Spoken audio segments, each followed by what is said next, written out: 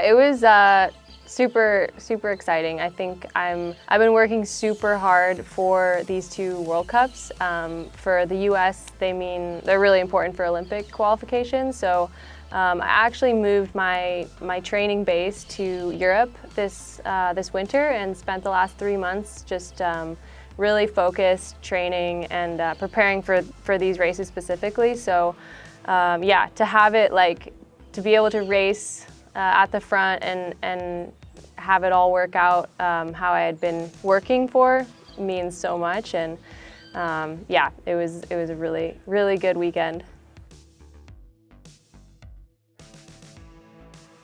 So this is my full suspension. I'm running SRAM components, Hutchinson tires. This is the new Python race that I was racing last weekend in Maripura and this weekend. We have TRP brakes, FSA handlebar and stem, Physique saddle, Look pedals, and Yep dropper post. I think that's, oh, Manitou suspension. Don't forget, the Manitou suspension is one of the most important parts of the bike. You know, I actually haven't changed anything, which is the first year that I have ever not changed anything.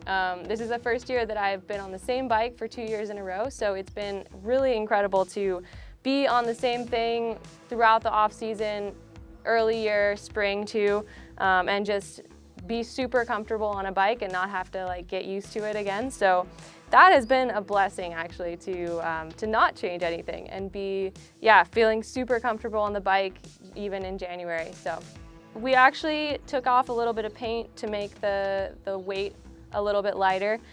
So super specific for racing and for the World Cups. We have a little bit of a unique USA design on the top, some stars on the bottom, and then the fork wrap matches it also for Manitou. So yeah, it's all very stars and stripes, very bright, but I think it matches my jersey pretty well. Tire pressure changes depending on the course, also depending on the kind of tire I'm running, but typically I stay around 16 in the front, 17 in the rear, running a little bit lower pressure.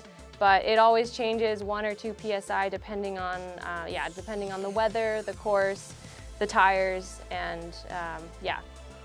I would say I'm really particular about my fit and the ergonomics of my handlebars. I think my mechanic will attest to this, but yeah, I'm really specific about how the cockpit feels.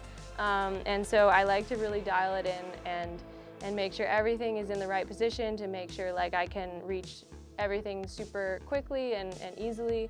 So yeah, I would say that. The suspension setup is super important for depending on the different tracks.